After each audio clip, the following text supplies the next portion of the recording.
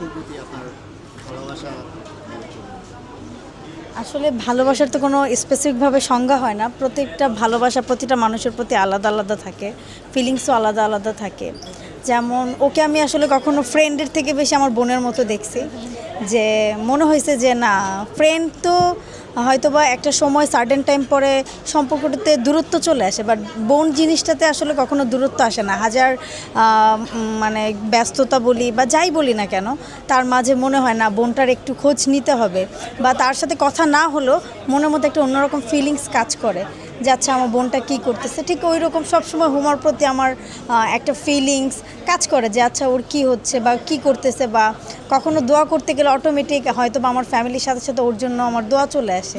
তো আমার কাছে মনে হয় এই ভালোবাসাটা বা এটা অনেক স্ট্রং ফ্রেন্ডশিপের থেকেও। আর আজকে ওর এত বিশেষ একটা দিন, আসলে স্পেসিফিকভাবে যদি আমি বলি যে আমি কতটা খুশি, সেটা আসলে আমি বলতে পারবো না। বাট আলহামদুলিল্লাহ সব কিছুর জন্য ফাইনালি ওর লাইফে একটা সেরা মানুষ পাইছে, যেটার অপেক্ষায় ওর সাথে সাথে মনে হয় আমিও ছিলাম যে না, ওর লাইফে একজন বেস্ট কেউ আসবে যে ওকে আগলে রাখবে। ঠিক মনে হয় ভাইয়াকে দেখলে যে সেই মানুষটা ওর জীবনে চলে আসছে, এর থেকে ভালো ফিলিংস আর কিছু হতে পারে না।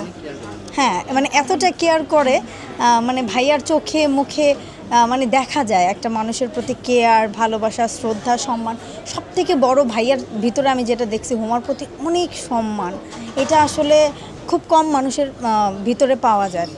ভালো তো আসলে সবাই সবাইকে বাসে দিন শেষে, বাট সম্মান কয়জন ছেলে করতে পারে বা পুরুষ করতে পারে। তো হুমা তার জীবনে একটা সম্মানের জায়গা, এর থেকে আনন্দিত আর কিছুই নেই। তো আসলে এটা খুবই আনন্দদায়ক। আর আজকে ওর বিশেষ দিনে এটাই বলবো যে ওর জন্য অনেক অনেক দোয়া। ও সবসময় ভালো থাকুক, সুখে থাকুক। আর যখনই কল করবে মনে বলবে যে দোস্ত আমি অনেক happy. I love you. I love to দোস্ত। কান্নার কথা নিয়ে আসছেন? না, ও তো আমার ফ্রেন্ড না, ও তো আমার বোন। আমি তো সবসময় বলি। আমি বিদায়বেলা দুমায় কান্না চাইতে। না বললেন না, আমার এখন কান্না হচ্ছে, অনেক কষ্ট। আমি লেন্স পড়ছি দোস্ত, এই জীবনের প্রথম তোর বিয়ে দেখে আমি লেন্স পড়ছি। আল্লাহ। 1 ঘন্টা আমি ট্রাই করছি, লেন্স পড়ে যায়। একবার ভাবছি ওরে কল দিই, যখনই আমার কোনো প্রবলেম ফেস করি সবার আগে এখন আমার ওর কথা মনে পড়ে যে ও আমাকে একটা সলিউশন দিতে পারবে, কারণ ও খুব ঠান্ডা মাথা। ঠান্ডা মেজাজ। হ্যাঁ, তো ভাবলাম না, ও তো আজকে কান্না করা ব্রাইট। যাবে না। হ্যাঁ, ও আজকে ব্রাইট, কীভাবে কান্না ওকে করা যাবে ডিস্টার্ব না। করি, অনেক কষ্টে Short লেন্স পড়ছি, তো এই জন্য আর কান্নাকাটি করা যাবে না। ঠিক আছে।